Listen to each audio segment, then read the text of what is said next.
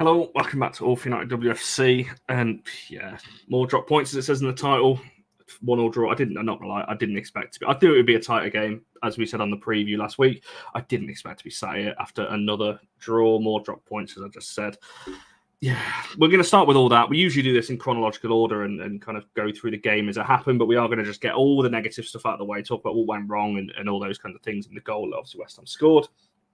And then we'll talk about a few positives towards the end, because there were some in there that we'll dive into and end the show off on a positive. So get all your thoughts and your comments, all that kind of thing. As per usual, I can see a load of you in the chat already, so good evening to you.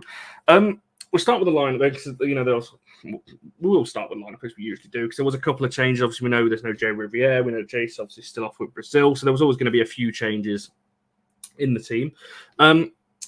Footmob, I've got the lineup completely different because it was definitely not Rachel Williams on the right wing. But Jess, I'll come to you first. Was that kind of the team you wanted to see, expected to see? Obviously, Williams came in. She started up front with Paris on the right, Mallard on the left. It was Galton at left back and not Gemma Evans. So they're the kind of two big changes. Obviously, Ladd did start instead of Lisa Nelson. There's probably the other one where we may have seen a change. Was that what you wanted, expected? I think realistically, based on the squad as a whole and who was missing, I don't really mind that team. I hadn't really thought about who was going to play because I hadn't really considered the fact that so many people were still missing. So I'm not I don't have an issue with that team, basically, is what I'm trying to say, because I think we're sort of slim pickings. I think there's an argument for maybe playing Lisa ahead of Ladd, or even playing sort of Garcia instead of Williams and putting Keats or Mallard up front. But I think I can't really see this game turning out any differently if you had played those different players. I just don't think the depth is really there in the squad to kind of have too much of an opinion on this team, because that team that was put out should have performed better and should have been absolutely fine winning this game. No, and Charlie and then obviously Barry just following straight on that question, because in attack we don't actually have. I was just double checking. Only Garcia and I guess obviously Ahern, the youngster, were actually only two attacking subs that we had. Obviously Narson and Guerrero in there as well, and then you've got Mannion and Evans and obviously Fallon in there. So we didn't actually have any other options really up top other than Garcia. Obviously Galton and left back, we've kind of been talking about that for a while, and like I said, Lisa and Ladd options. Was it what you expected or wanted? I think with Galton playing at left back, it then obviously left slim pickings for any sort of attacking changes that could have been made. With Jace not being there, who's setting the world alight at the Gold Cup, so that's a good sign for us when she comes back. I was surprised to see Rachel, but only because she doesn't start games. She doesn't start games in the league, does she? I was wondering if Garcia might start, because Marc's been picking her fairly consistently as a starting player now, hasn't he, rather than just an impact player. And I was a little bit surprised that Lisa was dropped, because I think we were all fairly in agreement that we thought she'd kind of solidified her place. She's been playing really well. And I thought she was good actually when she came on. I thought she played with some real intent and some real commitment and drive to getting forwards.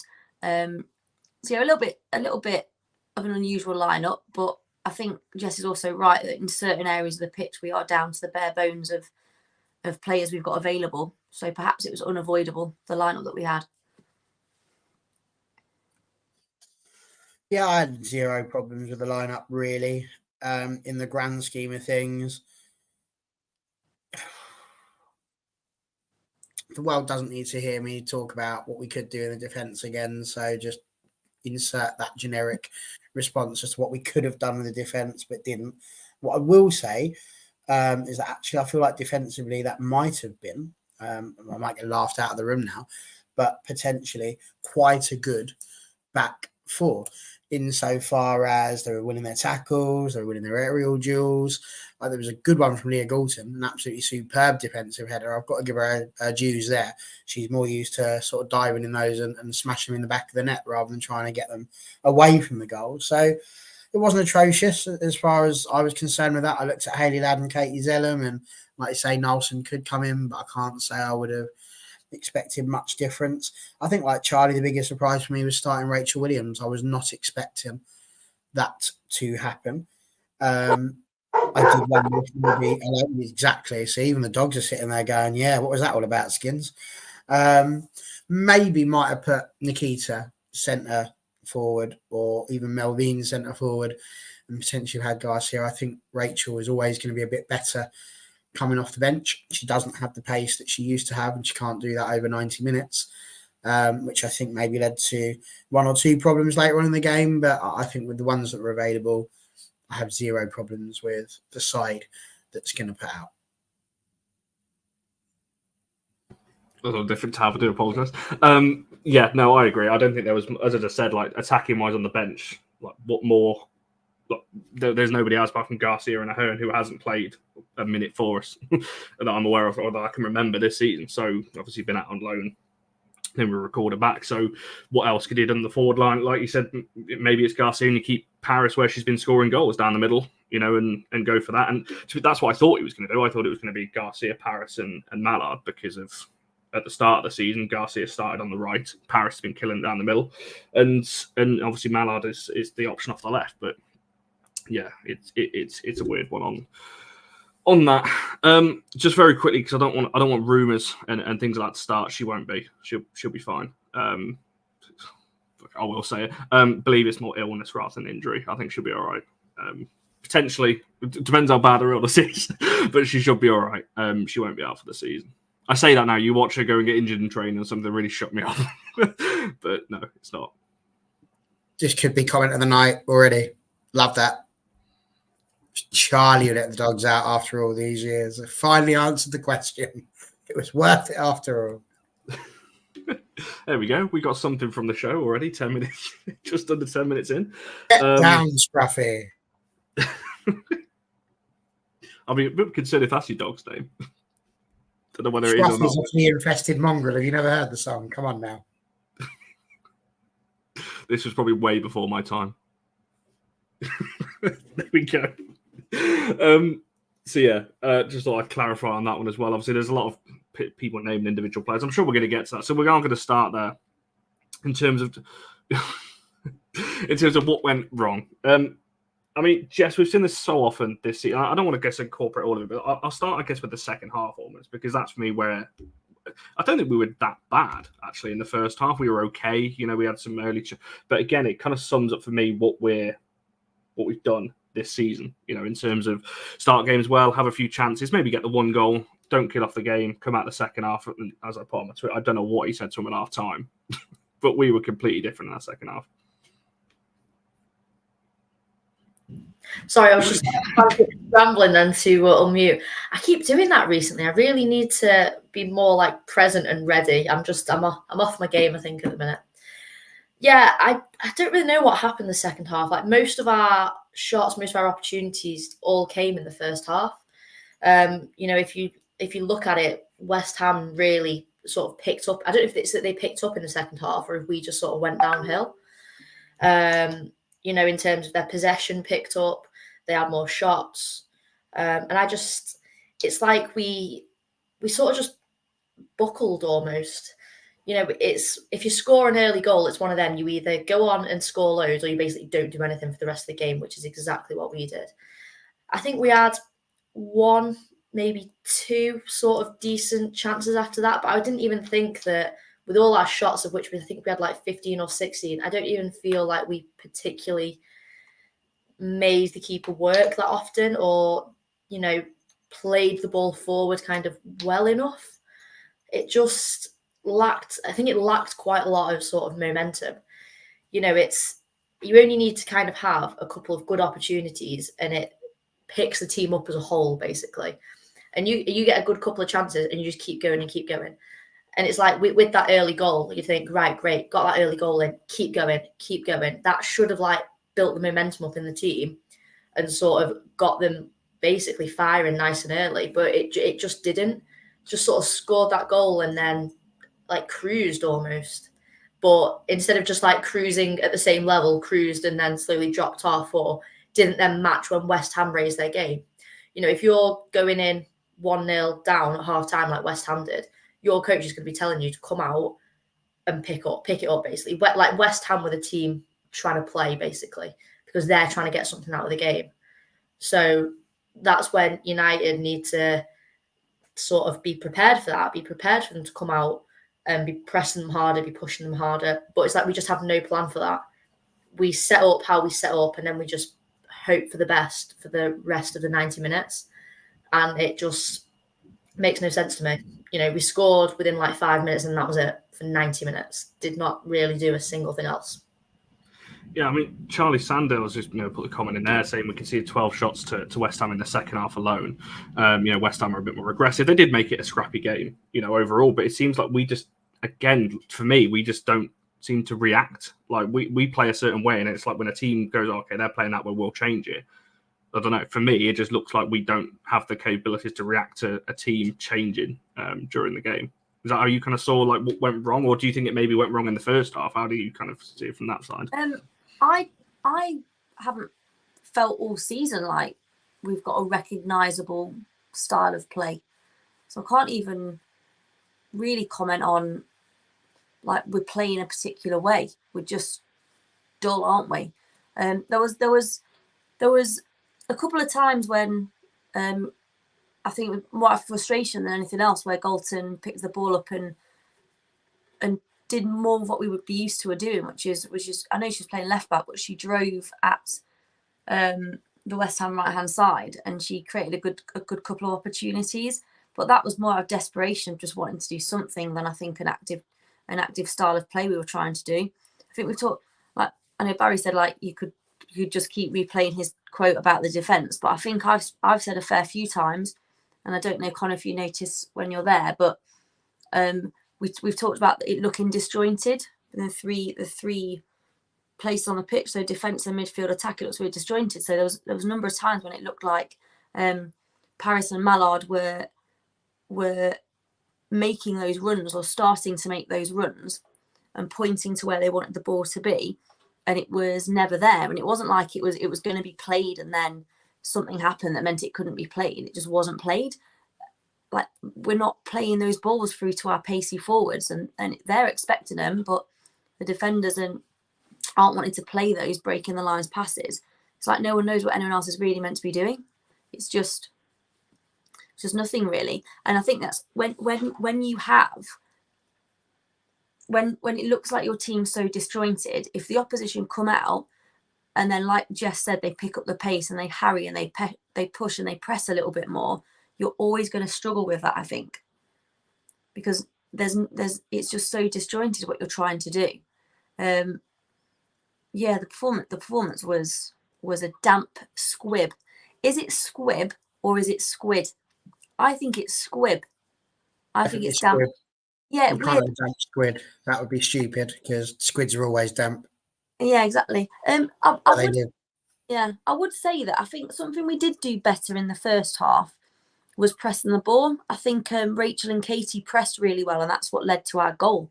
But generally, it's just nothing, is it? It's like we're doing a match reaction, but it's hard to talk about us because we're not doing anything. That's the story, isn't it? Is we're doing very little.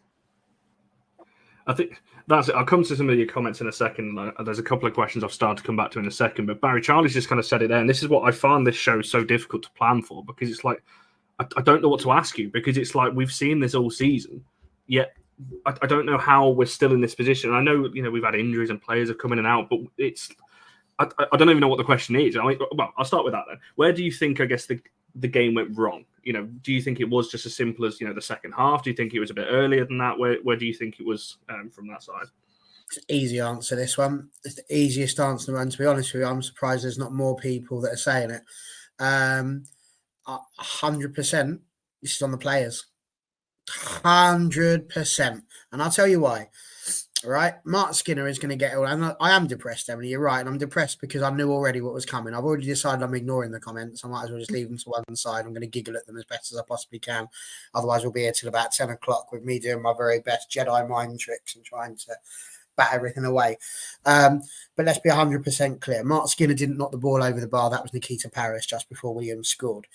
Marc Skinner did not make the save that was made by Mackenzie Arnold when Rachel Williams' header from Hannah Blundell went flying in. Mark Skinner did not smash the ball over the bar from 6 yards. That was Millie Turner. Mark Skinner was not the slow person getting forward to support Ella Toon, leaving her to just have a shot because nobody else could get up there quick enough. Mark Skinner didn't slip over like Lucia Garcia when she'd done all the hard work. Mark Skinner did not smash the ball straight at Mackenzie Arnold. That was Lucia Garcia. And I hate to say this because she's been an absolute tank. But like he also did not roll the ball 2 centimetres wide of a post of an open goal in the last minute. So people can sit here and talk about, for me, Mark Skinner as much as they want to. That's absolutely their right. Today, I don't know that I can fully blame them. Is the performance as good as it could have been? Absolutely not. You guys were there. I'm not going to sit there and argue with that. But that first half, if we score every one of those good chances, or even half of those good chances, you're 2 or 3-0 up. Even in the second half, there were some good chances. There could have been another 2 or 3 goals out of that. The chances were there. People are telling me, from what I can see in the chat, that West Ham were all over us and they were the best. We had 60% of the possession. They didn't.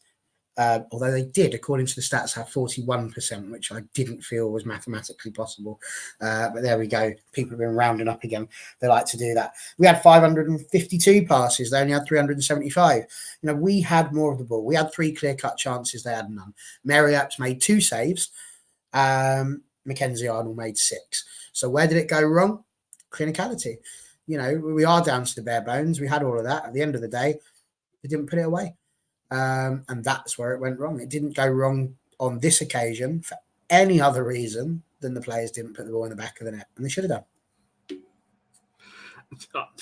I see you. I disagree. I've got to be honest, because I think if you stats don't lie. But again, I don't think they're great chances. You're talking about clear-cut chances, and this is a side like TJ's, but they're 11th. they're put the ball up from 6 yards, Connor. It was harder to miss. Yes, but Rachel you could also Williams has rolled a ball past it with her left foot. She'll do that 99 times out of 100. That rolls in the back of the net. On this occasion, she shanked it like me on the pitch there. That's the sort of thing I would do. Bit of pressure, roll it wide. Everybody looks, goes, "Oh, Barry, you're rubbish." Like, there's no way. You know, people might have still been upset about it, but we'd have had the 3 points. So I'm not talking about performance. We had the better chances, and we should have put them away. I don't disagree with that. I think, yeah, overall, in terms of if you're looking at individual chances that we had throughout the game, potentially, but, you know, this is, to me, is a team that's 11 play. West Ham have not been good this season. Yeah, and people can. I'm not even going to bring up that. They beat Arsenal. That's a one-off game. Teams can do that in one-off games. West Ham have been shocking this season for the majority of it. We made Gorey, who's a very good player, look like bloody Bon Matty in the midfield. Now, this is nothing against her, but seriously. Like, we made half of their squad look like, I genuinely like. I think I put it. I don't remember who I messaged, but I was looking at us in the second half, going, West Ham are pinging the ball about like we're watching Barcelona, and I couldn't believe what I was seeing. And I think, to me, if this was a one-off game, and I think I might put this on my tweet actually, if this is a one-off, fair enough. You know, mistakes happen in games. Williams misses, whatever. These happen, but we've seen this all season. You know, I did a show on it with Miriam. You know, I've sent this. I put this on Twitter yesterday, talking about our midfield and defense, not just the back four, but the midfield and defensive unit. We're so easy to play against. And if we can see that a month ago, we've seen it all season, because that's where most of the clips came from. And again yesterday, against a West Ham team that, to me, we should be beating. Now, you have no given right to beat anyone. Granted, you've got to go out there and earn it. But for me, especially when the pressure's not really on us in terms of what we're fighting for. We're not pushing for the league. We don't need a win to secure, you know, the top three's gone, essentially. So I'm looking at the coaches and the manager. Not just the manager, by the way. I've said this repeatedly. It's not just him. You know, you need to look at the coaches as well in terms of what they're actually doing in training and things like that. Should we go through some of these questions? Because there's quite a lot that's come in. I'll go back to NT, who was first. I'll do it in order of how they came in. May as well start with while we're talking about the manager. Charlie, you're unmuted, so I'm going to come to you first on that one. Was Sunday a sign of that the players aren't playing for the manager anymore?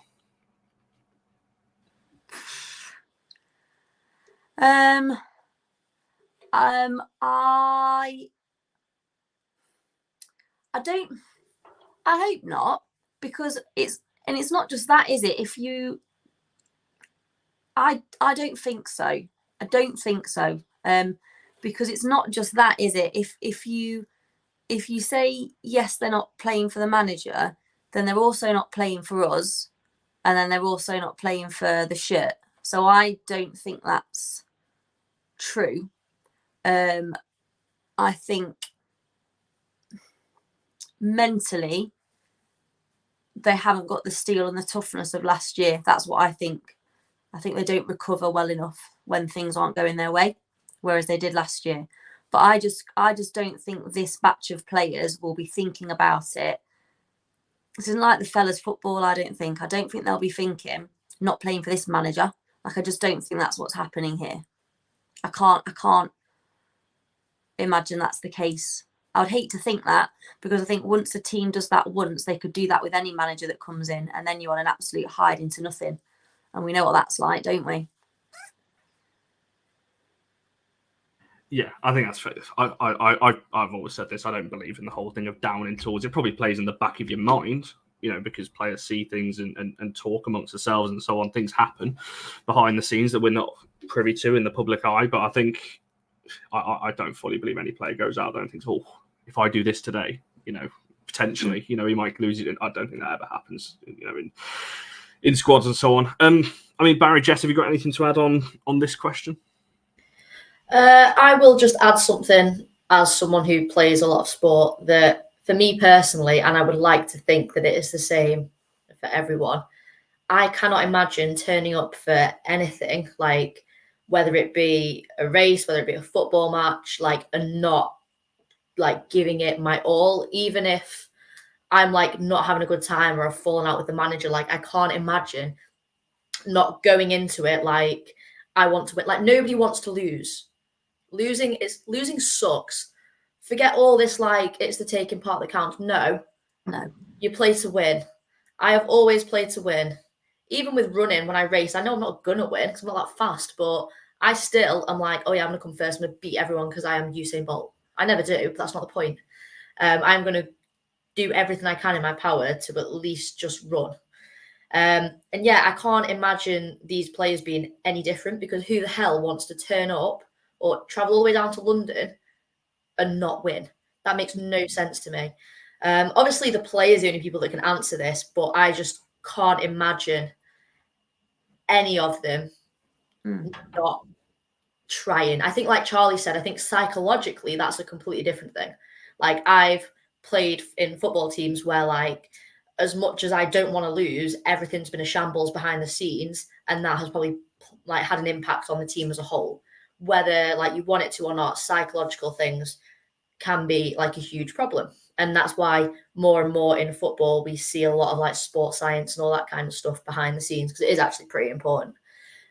So for me, it might be more of a psychological issue, but I can't think of anyone or any person who would turn up and not want to win that game, no matter who their manager is. I don't care if you hate the guy, you would turn up and you'd want to win for yourself and for your teammates.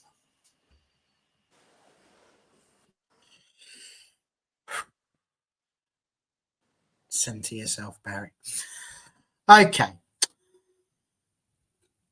I'm going to hit the button there. So I'm just going to get rid of the comments that I can't read them anymore, because I'm just getting myself wound up by people.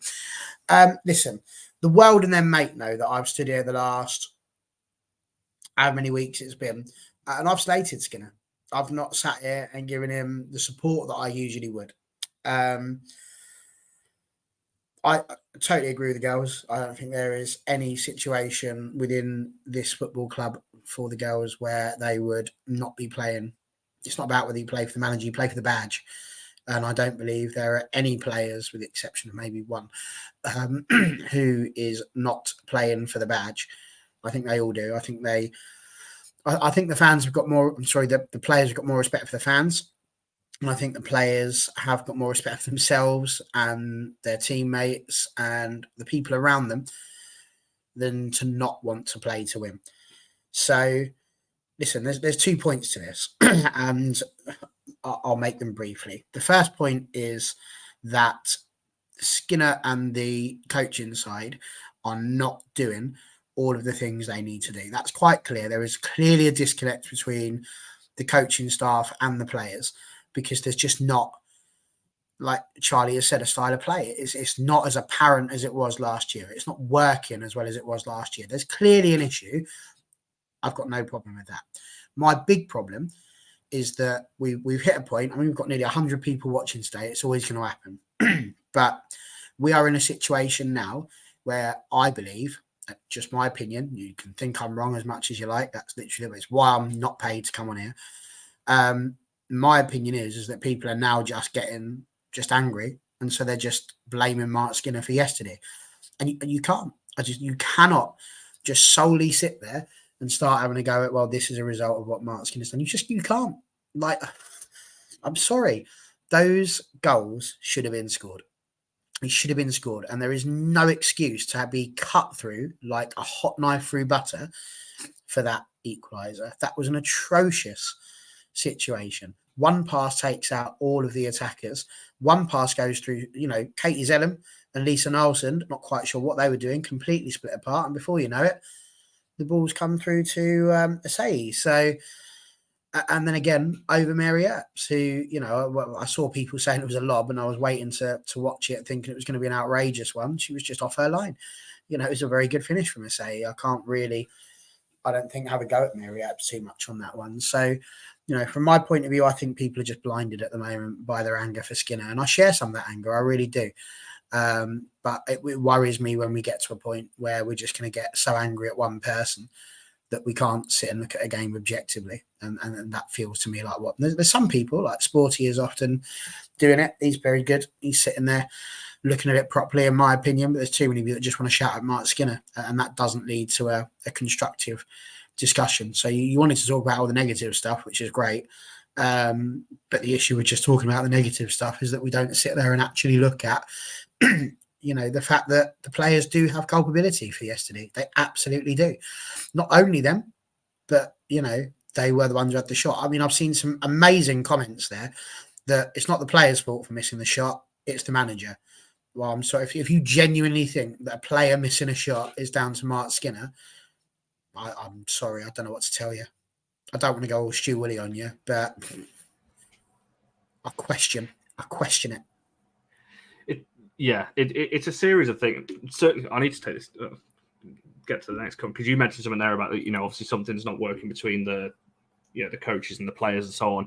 And Sporty made this point. We spoke about this after the Chelsea game, I think it was, and this happened a couple of times throughout the game. The players kind of go off and do their own thing. So whether that's an instruction from the bench in terms of go off and just kind of let them to it, I don't think that's the right way of doing things. But that is happening. We're seeing that in multiple games, which you can make your own minds up on that one. For me, I just think it's just an accumulation. I agree with what you're saying in terms of the players do have to take some of the blame as well. But my issue then goes back to what Skinner is constantly saying in press conferences about it's always the players that need to learn. I've never heard him once say that he got something wrong. And that's my big issue. If we're going to include the players in the blame as well, I want to hear him take some of it as well, rather than just always saying the players need to score this, the players need to do that. Well, that's great. When Chelsea lost to City, Emma Hayes was straight there. We need to look at this as a group. I got things wrong. The players got things wrong. I want to hear him say that. And then I think someone just put it in the chat, collective responsibility. I can't remember who just put it, though. I've lost the comment. But someone said it in the chat. Apologies to who did say that, because I would have shouted your name out. So someone's going to have to correct me as to who that was. So I'll come back to a quick question while we're on the midfield, and you just mentioned the goal, actually, so we'll come on to that. Just very quickly, because someone's mentioned it a couple of times. Yes, it was Erling. If people haven't read it, go on to Tom Garrett's Twitter. He interviewed quite a few fans of Andy Slater as well. I think Deb was in it as well. So there's a few people that got interviewed yesterday. It's a good read about away ends and kickoff times and Man United, obviously, this season with Skinner and Ineos and all those kind of things. So go and check that out on his Twitter page. So Jay asked this question a bit earlier on, talking about the midfield in terms of, and to be fair, as I've said this throughout, we've had so many midfield combinations this season. Saying there might be that's tactics, personalities, or coaching. What does the panel think? Now, Barry, you just referenced the goal in terms of how easy it was. And, I made this point a while back that when we talk about the team defensively, I'm not just looking at not just the back four, the whole team defensively. We are so easy to play against. That, like you just said when you're describing the goal, Tooney goes to, I don't know what she's doing. She's like half pressing and then backs away, takes out the front four. One pass takes out the whole midfield. The second pass is in between Blundell and Mayer. Charlie, does this, I guess, on the question in terms of no one's bossing them if it might be down to tactic, what do you think it is? Because the goal for me comes through the fact that the midfield just gets bypassed literally within one pass. And then your back four is like, oh, hang on a minute. We've got a good player. And I said this on the preview, someone to watch out for is her. Why are we consistently seeing that this season? A lot of the goals are coming through. It's one ball every time. And it takes 4 or 5 players out of our game. I think the defensive setup is poor. I think, and when people say that, it doesn't just mean the back four. Connor, you mentioned the defensive setup completely. We've talked about a lot about the pressing process we had last season was really successful, and now it's not. So it's like a half press, and either you need to either press properly, don't you, and have a trigger and have a strategy, or you don't do it at all and you sit back and you sit in and you compact when the opposition have the ball. And we're literally neither of those things. It's just like one player chases the ball, doesn't get it, so a different player chases the ball. And I think it's so stark, like the difference between when the opposition attacks against us and we attack is so stark, because they're just quicker. They're just quick. They move the ball quickly and they don't give us time to react. And because we aren't set up, tactically set up well defensively, it is dead easy. And that's a complete difference to last season as well. And yeah, if you ask me, if you want to ask me the nitty gritty as to why that is, I don't know.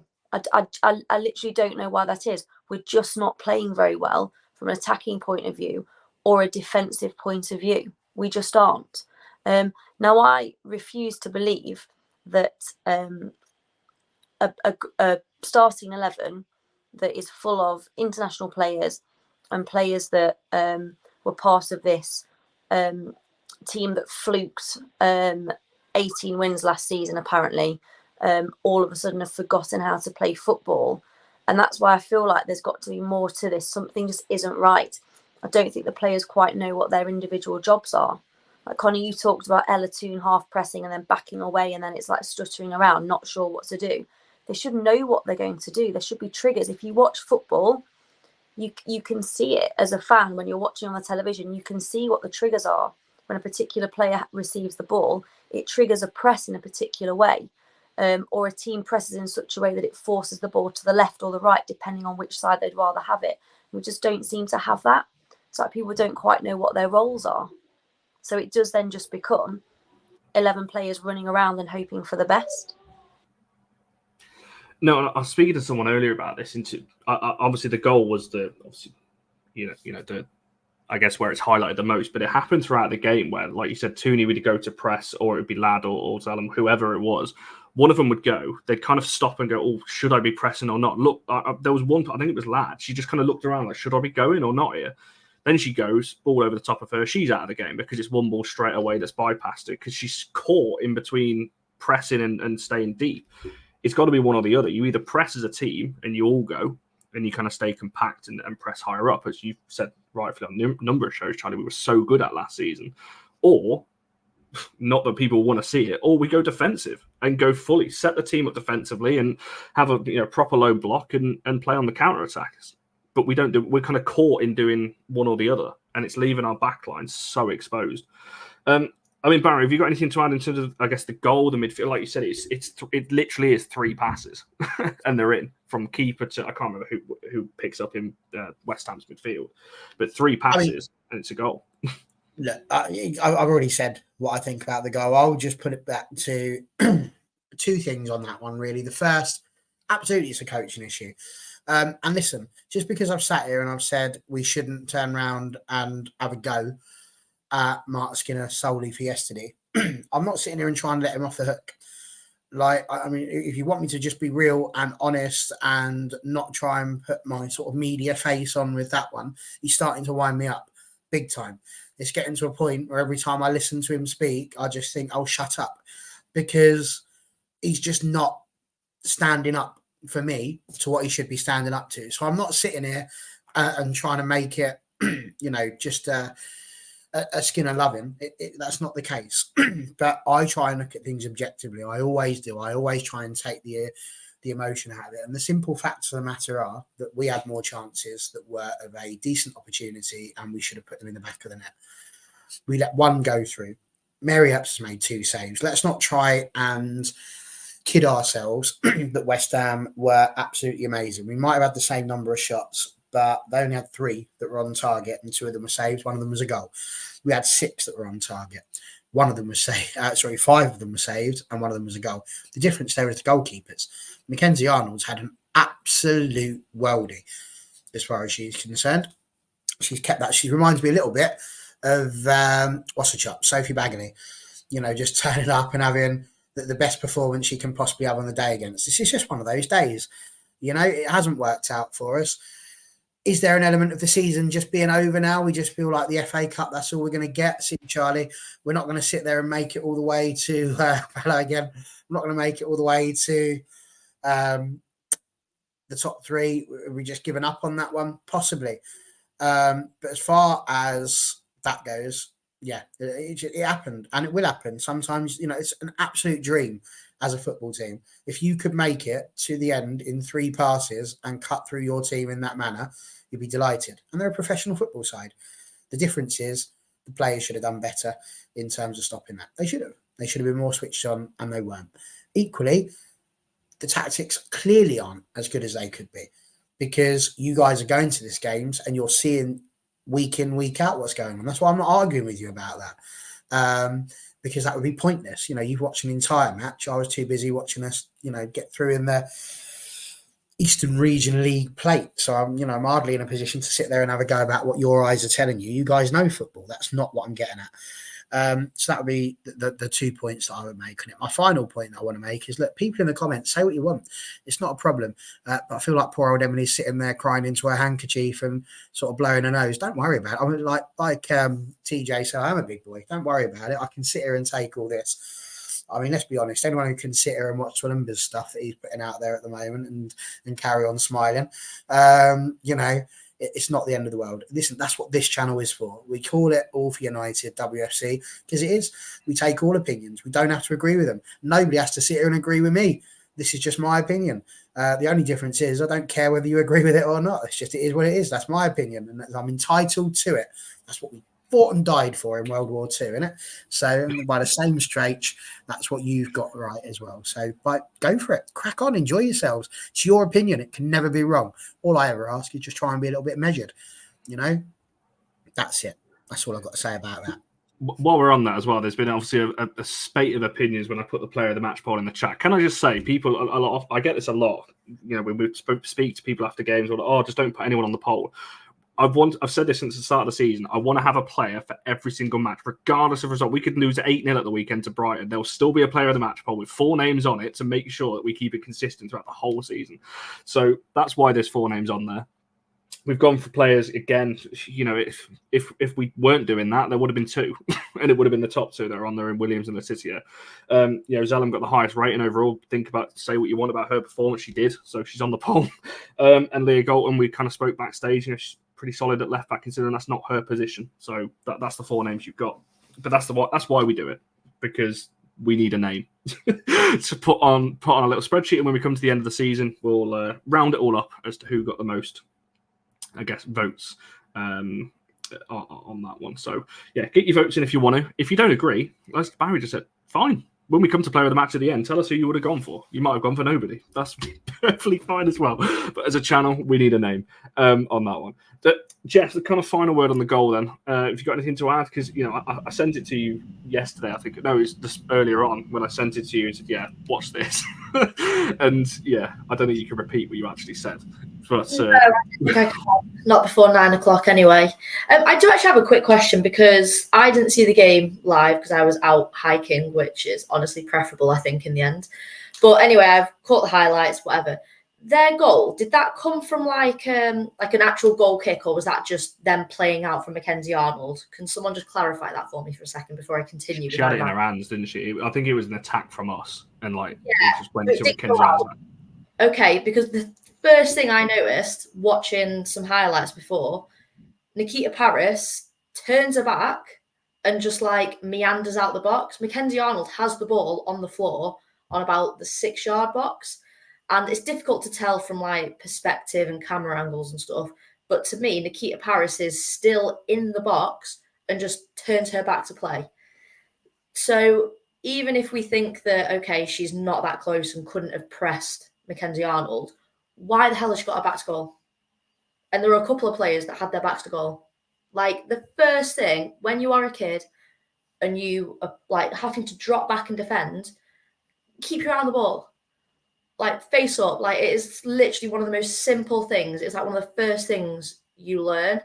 So I can't quite wrap my head around that. Now, I'm not saying that if Nikita Paris had been facing up and actually doing what she's supposed to be doing, anything would have changed, because it's just as likely Mackenzie Arnold would have knocked it past her and the result would have been the same. But the point is, like, she might have been put under a bit more pressure. She might have had to think a little bit quicker. Like, it's just these like split second things that I'm like, why are United not doing this? Like, that is so unbelievably basic. So that was, we've kind of covered every other aspect of the goal, so I don't really want to go over that. But that was just the first thing that I noticed watching that playback, which is why I wanted to check that the ball was still in play and it hadn't gone out for a goal kick, and that's why she couldn't face up and go and start pressing. I would also like to just add that it makes me laugh a little bit in a sad kind of way, that we both cannot press and cannot beat a press. So maybe here's a little suggestion for our coaches. We should watch some other teams do some pressing against us and then learn how to beat it. Or watch ourselves doing both of those things last season and go, oh my God, look at that. Is that us? Those things really well last season. They're not wrong. That press with a goal is ridiculous. Right at the high point, I think was Ella Toon, I think, who was trying to run towards the ball. I say run, I'm using that term very loosely on this occasion, because there didn't seem to be the urgency. People were tired, perhaps. But either way, you don't do that by yourself. If you're going to go, you all go. And the fact is that one went and the rest were retreating. So really what Toon needs to do there is get in between player and ball and try and hold it up. That's what she needed to be doing, and she didn't. So as a result, they didn't do that. They play one pass through. Next thing you know, through the midfield. Next thing you know, Earps has been lobbed and we're all sitting here going bloody brilliant. So yeah, not good. Yeah. I don't know. I've got nothing more to add. I think, like I said before, I think it's just a shocking goal to concede all round. You should not be conceded after like 3 passes like that when your whole team pretty much is in a defensive shape. And should be ready for that, really. Taking nothing away from the finish, and there's some conversation talking about would Fallon have saved it. So it's a good finish. You can't take that away from it. So yeah, I don't think Fallon would have saved that either, not going to lie. But who knows? It's hindsight. Looking back at it on that one. The kind of final question in terms of, I guess, around, the knock-on effects of the game and things like that before we look at, Williams and, potentially some other players as well, because there's a lot of comments. And I'm going to ask this because I didn't want to go down this route again because I feel like we covered it so much over the last few weeks, but it got asked so many times. I feel like I'm on question time. It's got asked by so many of our audience, so I feel like you don't strike me as a question time host. I've got to be honest. No, I couldn't. Fiona Bruce's hair is better. Don't know about that. Not taking any hair insult. You insult me any way you want. I'm not taking any hair insults. Anyway, yes. So I think it was Emily that first asked this about over half an hour ago, and I'm going to ask that question but phrase it differently. In terms of, is there any benefit, Charlie? I'll start with yourself, in sacking him now and putting Charlotte or Dan up to interim, whatever, or if they've already found it, we don't know. Obviously, with that, I guess the question is there any benefit in sacking him now or waiting to the end of the season, or like, what's your overall thoughts on it now? Because we've only got the FA Cup now, top 3. If it wasn't already gone, top 3 is gone now. In terms of, so we're not getting Champions League for all the Champions League spots for next season. Is there a benefit to doing it now? Because we've got players' contracts potentially coming to. Well, there are players' contracts coming to the end. Obviously, the end of the season. Do you think it's too late to wait until then? Would you do it now? What's your kind of thoughts overall on his situation? Because technically, we could still win a trophy this season. Yeah, win the FA Cup and then Van Harlet. That'll be good of us, won't it? I just think if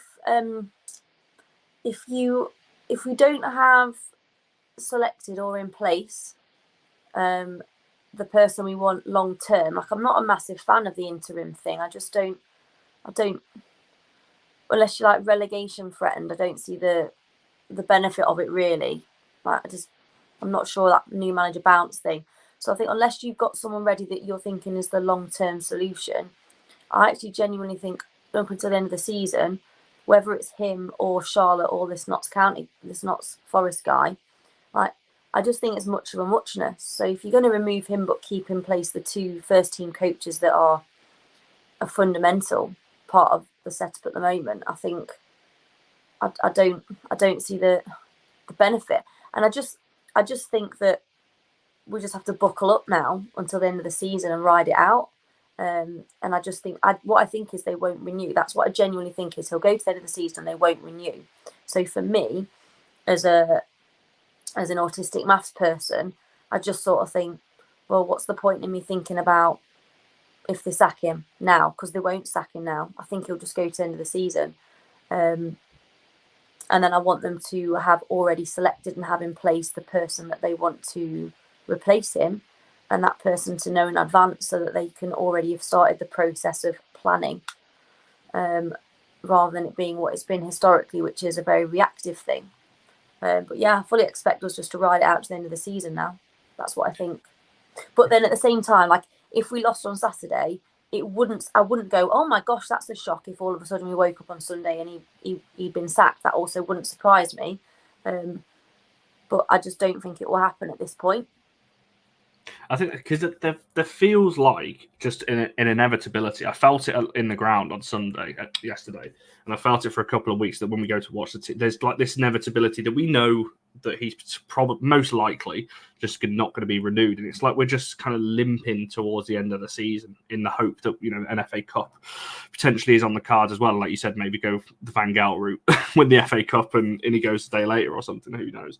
I hope we don't do it quite in that manner though, because it literally was like we were celebrating the FA Cup win. And it was like within 2 hours. Oh yeah, he's going. Oh right, well, great, thanks for that. So maybe not that quick, but I mean, Barry, for yourself, in terms of, again, we're going over stuff that we've spoken about for weeks here, but in terms of, do you think Charlie's right in terms of potentially Saturday? Would you be surprised if we lost on Saturday? That Sunday, maybe Monday. That would you be surprised if they pulled it? I guess, pull the trigger there, or do you think that no matter what happens now, it's not going to make a difference? It will just wait until the end of the season. I mean, first things first, Amara's asking if anyone's got their A license. I've got a license, but unfortunately it's for driving, so can't use that. I don't think. Sometimes if you look at the back, it has little surprises for you, but I'm not convinced.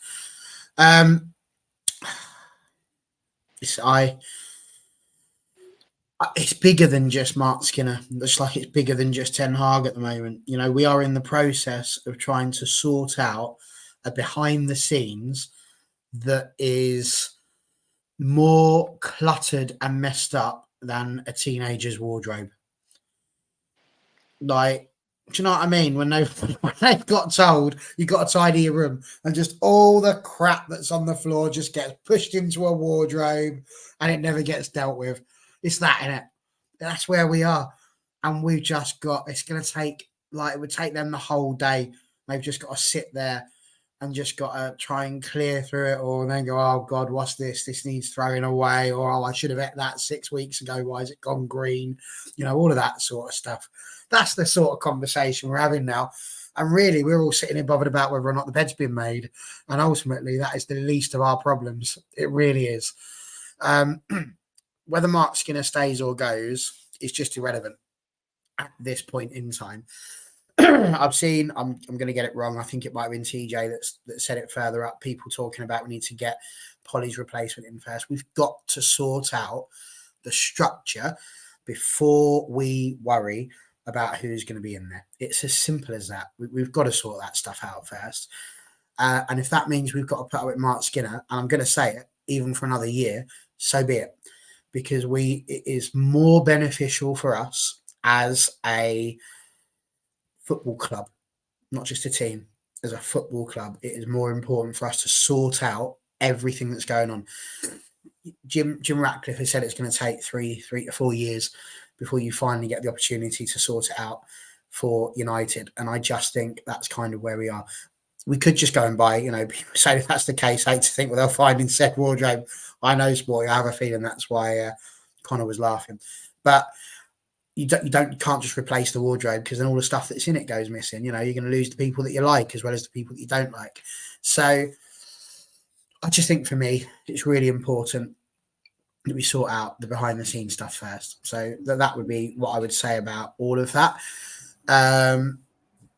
If he wins the FA Cup, bloody brilliant, superb. We can all have a party and enjoy ourselves, and it'll be wonderful. And I love Charlie's way of putting it in, just Van Harlot, which would be, quite something. But, hey, it'd still be, he'd won the same amount of trophies as Casey Stoney.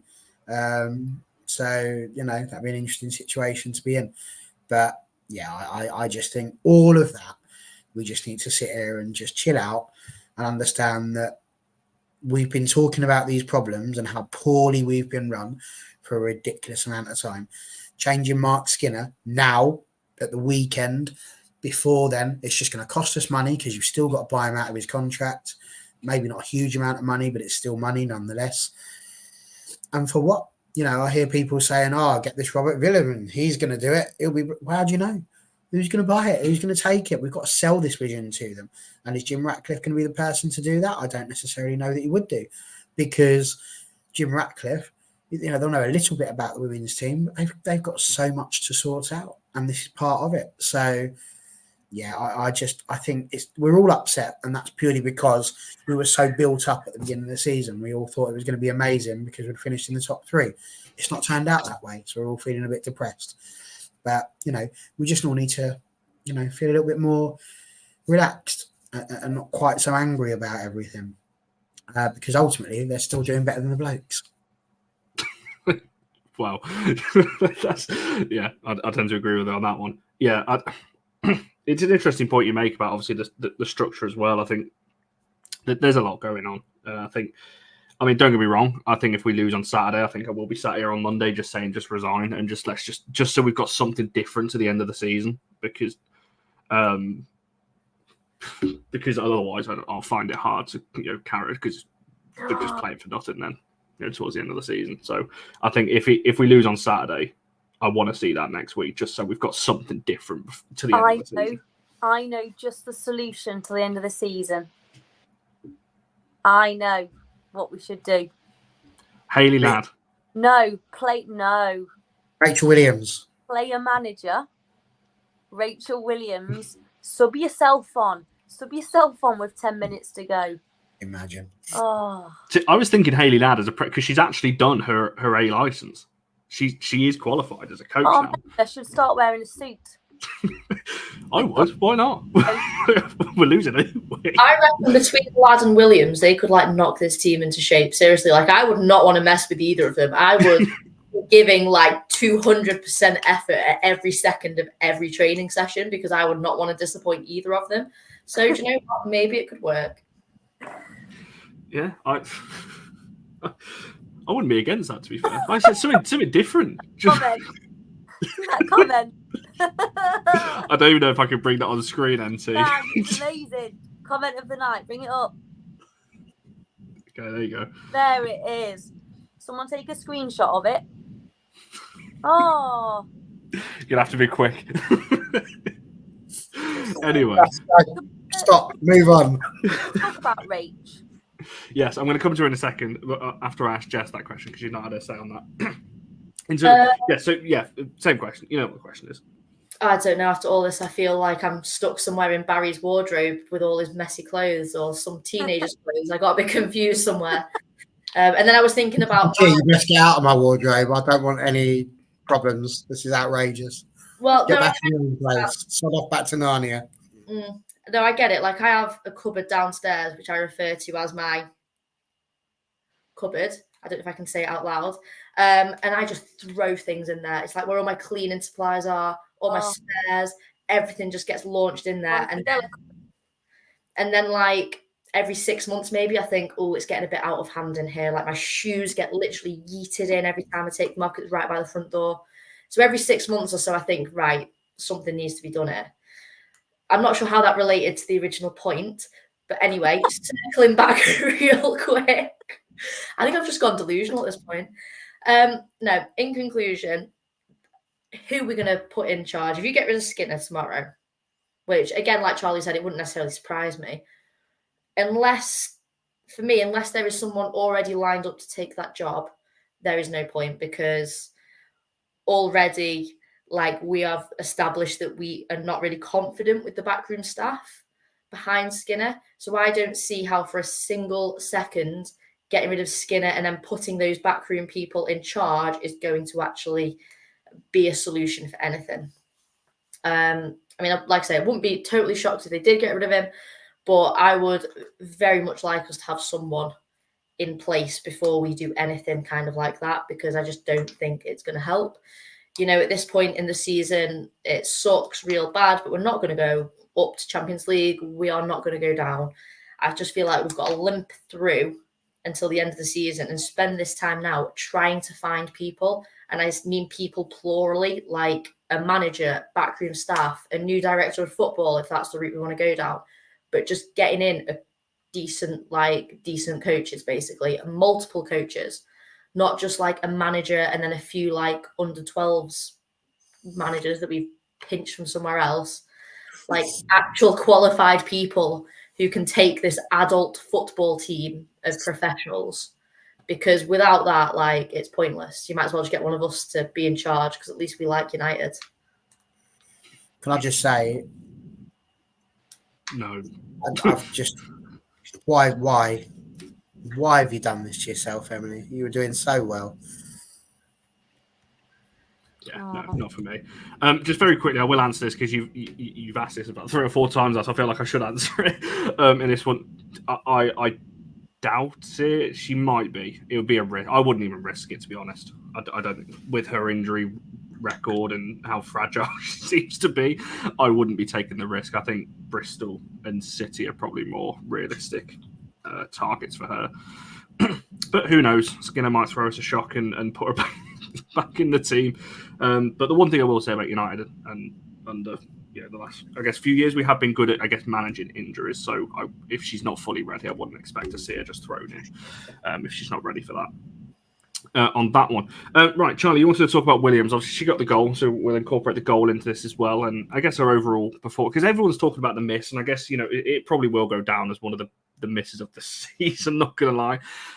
But, overall in the game, I actually thought she was quite good, in terms of what she did. She, she usually does, harasses defenders. She obviously got the goal as well. Potentially could have had, she definitely should have had another one towards the end, but, had a couple of chances in the, just before half time as well. What did you make of her overall performance? And again, getting the 50th WSL goal, and only the 10th player to do that. So it just shows it's not that easy to get into 50. No, and what a brilliant achievement. And I just hope that's not lost for her because of what happened. With her, as far as I'm concerned, if she never scores for us again, she will still go down as an absolute hero. Like she pretty much single-handedly dragged us through that semi-final against Brighton last season to get us to an FA Cup final. I think her goal was a really well taken goal as well. I think it was really good pressing from Zelly, and then Rachel took it really well. And like Barry said before, with her 99 times out of 100, she's slotting that. She's not used to playing 90 minutes since she came in. And do you know what? She got in that position because she got herself in that position. It was her that closed the ball down. It was her that put Mackenzie Arnold under pressure. And we were saying after the game, if you wanted that to fall to anyone, it was her. That was who you'd want that chance to fall to. So it's a real shame that it didn't get tucked away for her. But I think, the achievement of getting those 50 goals in the WSL is a phenomenal one. And I think we should be celebrating that. And yesterday's result is not is not on her, I don't think. I think she was one of our better performers yesterday. She just did what you would expect. She worked incredibly hard, and she chased and harried the whole way through. Just an absolute machine. And I think it gets to the point where it's actually unfair to just keep hoping that a 36 and then a 37 and then a 38-year-old is gonna dig you out of a hole. But every time she's on that pitch, she scores a goal or she creates something, and she did that. She did that yesterday as well. So I hope she gets the plaudits that she deserves, really, because what a servant to the game. And she was brilliant for us last season, and she's been really good for us this season as well. Yeah, go on, Barry, if you want to have your, I guess you say on Williams, the goal, and Jess just following on that one, because it's exactly the same question to each of you. Can I just point out, whoever's in charge of getting Skinner's replacement, please never let it be Emily, because she is coming out with some absolute shockers. She's got to be trolling us at this point. Flipping Carla Ward. Kill me now. Right. Listen, Rachel Williams, here comes the pun, just plasters over the cracks, really, doesn't she? That's what she does.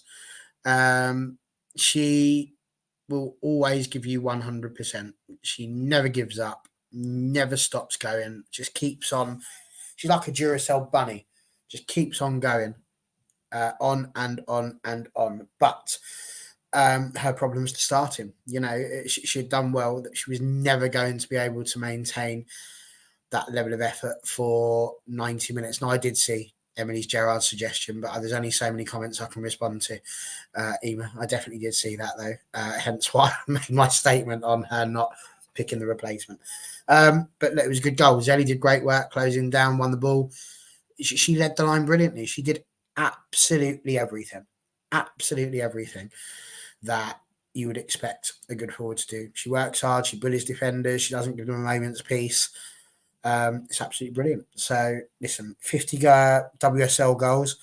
That's 2 in the team now that have got 50 WSL goals. And although we can't claim to have had the majority of the goals scored at our club, you know, they've reached the record whilst they're playing with us. So that's something for us to be very proud of. Nikita Paris is the other one. I was trying to think then who the other one was. I can see it really threw me who that was. I was trying to think who that. Yeah, fair enough. I completely forgot about her. So there we go. And so that's me positives. Absolutely. I think it's brilliant player. Not it's a brilliant player. She's a brilliant player, but it's good that she's a brilliant player is what I was trying to say there. Yeah, very much just going to echo everything Barry said because, well, I've said it so many times on this channel. Like, I think she is fantastic. Like, her miss it's mad because, like we've said, every other time she is scoring that, like, no trouble at all. And I think if anyone else had missed that, I'd have been absolutely fuming. But I can't even be that mad because she has just turned up time and time again and bailed us out. That I'm just like, whatever. And out of that game, I think she was probably my player of the match because she just did not stop all game. I think she probably had the best chances. She obviously got her goal. She got into a very good position and should have scored again. And she'll be fuming. She'll be really upset that she missed out because she's a top quality player. So she'll know that she should have been better. But yeah, just that is one good sort of spot from the weekend. Probably the only good spot, to be honest. So yeah, really happy that she's got that achievement, especially with United, because she really does deserve it. And the game and United especially are going to be a lot worse off when she retires, because I truly don't know who's going to pop up and score all these last minute goals for us. Her work rate as well. Like, her work rate is just insane. I feel like she's the oldest player on the pitch, and she just, like we said, Duracell Bunny will literally never stop. Will give like 200% every single time she's on that pitch. And playing her for 90 minutes is potentially not really that fair when she is kind of like a sub player. She's like 36. But do you know what? If I'm playing like that, or if I'm running around, able to run around like that at 36, then I will consider myself very lucky. Sorry, I'm not laughing at you. Barry has killed me off in the chat here. But if people haven't seen, this is. I love how everyone just knew it was Barry straight away because no one else is coming out with this. thought that was quite clever. And then followed it up with that, which I thought was quite good as well. So, yeah,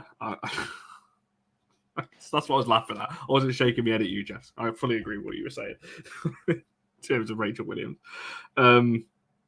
Yeah. I love that one. A film that I have actually seen. I couldn't tell you a single thing that really happens in it, but I have seen it a long time ago. So, oh God, Barry looks really confused now. You've not seen E.T.? No, I have seen it. I just couldn't tell you what happens. I know there's a scene of him in like the basket at the front of the bike, but that's about it. That's like the movie poster. So you're sure you've not seen like the poster? No, I've definitely seen the film. Anyway, can I briefly share the most unexpected but best thing that did happen at the game? My little girl went on her first away day. She went on the coach and everything. Evie, so she's just turned 6, so she was dead excited. She had a great day, but she's lost her 2 front teeth in the middle, and she happened to bump into Alan Zellum at the ground, Katie Zellum's dad, and he stopped to have a chat with her, and then he noticed that she was missing some of her teeth, so he gave her a couple of quid, so she was buzzing.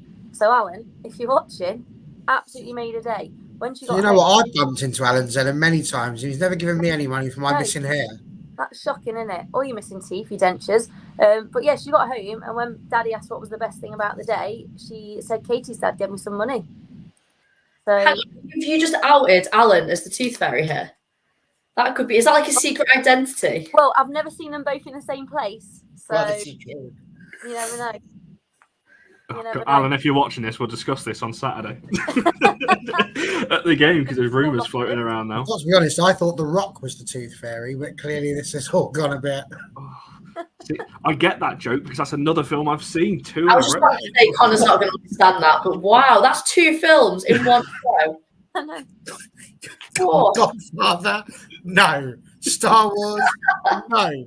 The Tooth Fairy, absolutely. Man knows honestly. That's almighty, I can't. I don't know what's more depressing, watching Man United or your film knowledge. It's not a bad film, actually. And I remember all of what happened. I watched it not so long back, actually. What's your favourite, Connor? I don't have one. I've not watched enough. Give over. Just... Well, I think I said before, like, to be fair, I watched the Priscilla film recently, which obviously, the Elvis film came out last year and the Priscilla one not so long ago. They were two good films. 2 very different. To be fair, when Connor told me he was watching Priscilla, I asked him if it was Queen of the Desert. I assumed Queen of the Desert. Yes, so did I. It's a well-in film, by the way. No, the. Oh God! Look what you've started now. Have I seen them all? Yeah, I've seen the 9 films. I will tell you what he says about Star Wars. Oh God! Alec Guinness is a terrible actor. That's what he says. Right, Jess? Right? Alec Guinness, Obi-Wan Kenobi, the original, the OG, the legend. Probably an Oscar winner. Nah, he's crap. I don't know why me and Connor are friends, to be honest, because I am the biggest Star Wars fan, obsessed. You're gonna hate this, Jess, but I prefer the 3 Disney new ones over the originals. Sorry, just had a little moment there. Sorry.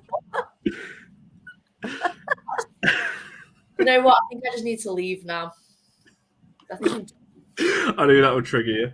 Yeah, because you've really pressed now. She wishes she was stole by that fella. Who was that fella that came for the wardrobe? You wish he stole you now. You were kidnapped. I do. I wish I was anywhere but here. Oh, Joe, you went into. I've got some really hot takes about Star Wars. No, you haven't. Next time I see you, you better prepare because we are going to scrap. Anything that starts a sentence with "I've got a really hot take" means they're about to say something absolutely idiotic. No. It's good. It's like when people go, "No offense, but." You know what's about to happen? It's just you lot just don't understand. Yeah, the wrong way, but don't mean to be rude, but no, Connor, give over. Sorry, we don't understand what? Proper film. How to appreciate the good films. Proper film. The Tooth Fairy starring The Rock. Proper film.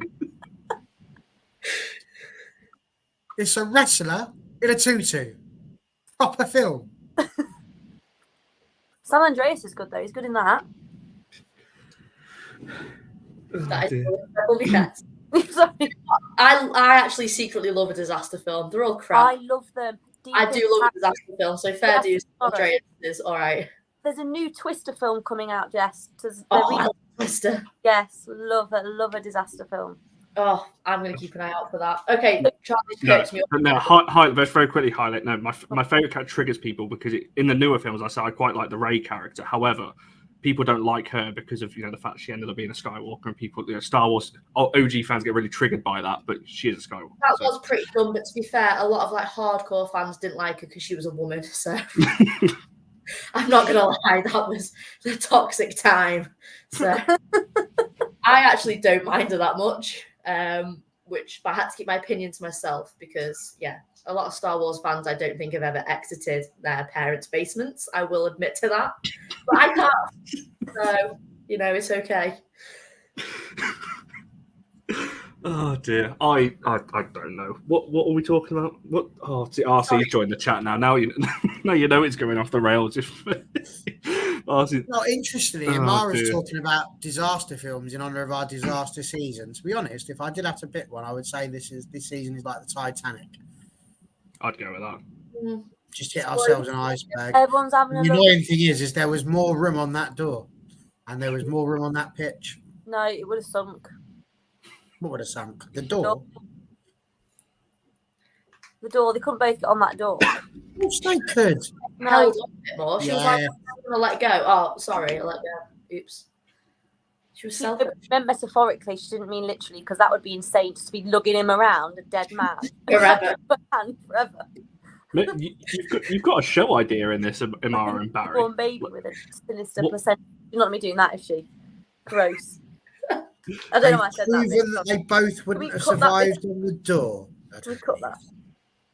Ugh. Oh, I don't know. I think you're onto something here. Maybe that's a topic for another show. We'll just do disaster, to sum up the season and moments, and I don't know. We'll go down that route. I wouldn't be very good at it because I've only seen a handful of films anyway, so I couldn't contribute too much to the conversation. But excellent. Let's do that then. It's definitely not a Connor. Connor will just be relating everything back to the Tooth Fairy. Yeah. I'm sure we think can this season's a bit like the Tooth Fairy. I can't believe that. What are they? I can't believe that. Why is there people still watching this? There's so many people watching still. We've not spoken about the football for about 10 minutes. That's probably why. I was going to say, I think I've perked up a bit since we started talking. This is it. We need to cheer people up. You said leave the positives. I was going to say, I did say it would, lead the positive towards the end as well. Oh dear. I don't even know what comment I'm looking. I'm looking at so many comments. So if we're on the Titanic, then anyone who's watched the Titanic, as in the true thing, knows that as they're sinking, the band are playing "Nearer, My God, to Thee" potentially. So, what Man United chant would we be singing as we're sinking? We'll never, red flag flying high. I think that's the one I'd go for. Seems a bit ironic because we are literally about to die, but it would be quite a good one, I think. Right? I don't know. Like the Stretford End Rising one, as the water level rises. Don't go out tonight. Yeah, that unless you're gonna drown. Yeah, okay. Something like that. What do you think? Sure, they were. So I was laughing at RC's comment about Baskin. I wouldn't let Irene on the door. Well, that's typical. Actually. Oh, it's quite sad actually. I don't know, actually, song-wise. I don't know. I think the Stretford on the Rise is a good one.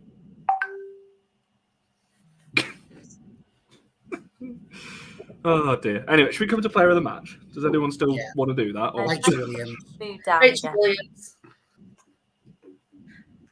Is that it? There we go. Then. Yeah, Rachel Williams. That'd be great. Done. Well, fortunately, the chat disagrees with you because Maya Letitia has won it on 50%. So it's going to be Maya for this one. Williams did come second. Oh, it's changed. Hang on. Everyone got a vote, though. They did. Maya on 50, Williams on 33. That was the top two. It never happens on the Oscars, this one, does it? They never have to sit there and go, today's winning, the best picture. But don't worry, everyone got a vote. It never happens, does it? That's because the Oscars suck and we are better. Well, that's true. I don't ever watched any kind of awards thingies like that. Do people actually watch them? You'd be like, oh, they're getting an award for a film that I've not seen. Who is this man? Who is this woman? I'm not being funny. If you ever turned on, they'd actually stop. Whoever it is, Ricky Gervais or whatever it's doing, and just going to look, you just turn the telly on. Get out. This is not the place for you. Not the one. You're barred. Get out.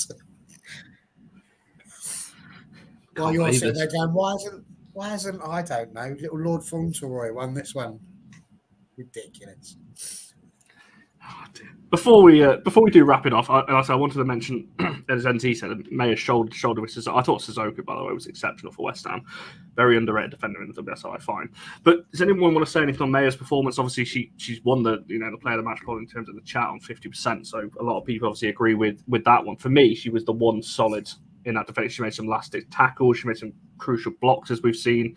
And to be fair, after the tackle that was on her in the first half, I'm amazed that she carried on for the whole game. But again, I think that just sums her up. Unless she's going to have to be wheeled out. No one in my eyes, and we should build a defence around her. There endeth the quote. Agreed. Mm-hmm. Agree.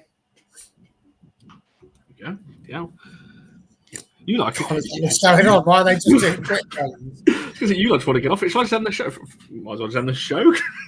You like just God, stop asking questions. We're going to end it while we're still relatively happy. If I think about the game again, my mood is going to just go down like the Titanic. Anyway, thanks. Thanks for that, Emily.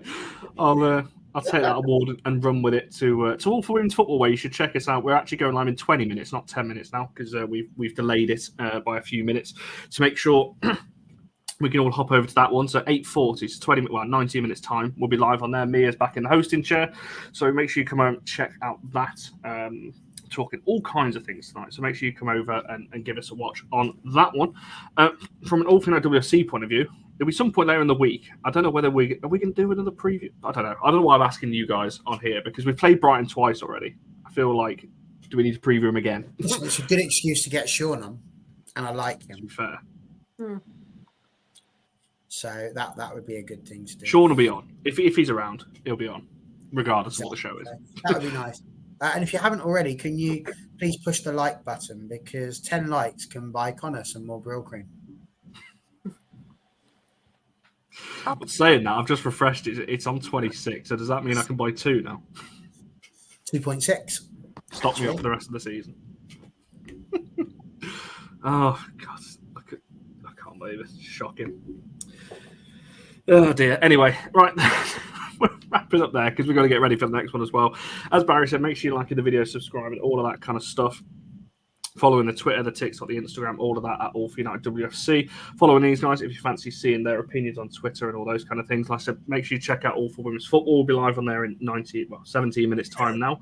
We'll be back at some point later on in the week. That's it. It'll probably be on Thursday on that one. I've got a Netflix subscription, RC. I just don't watch films on it. I have actually. I just don't watch films on it. Oh my God, that's like paying for Sky Movies. Or having a limited card at Cineworld. And appreciate that, RC. And everyone in the chat's like, it was always going to be a tough one. As I said at the start, I struggled to plan for these kind of shows because I never know quite what to ask and to go off. But hopefully we've helped you, I guess, enjoy the night a little bit more. And, it's always going to be a bit negative when we're not getting the results that we want. But hopefully we've made you laugh a little bit towards the end there, talking about all kinds of things going off the rails. It's all good. We're going to beat Brighton at the weekend and we'll be on our way to Wembley. Come on. Fingers crossed. Have a good evening all. Thanks everyone for your comments. We shall see you guys in the next one.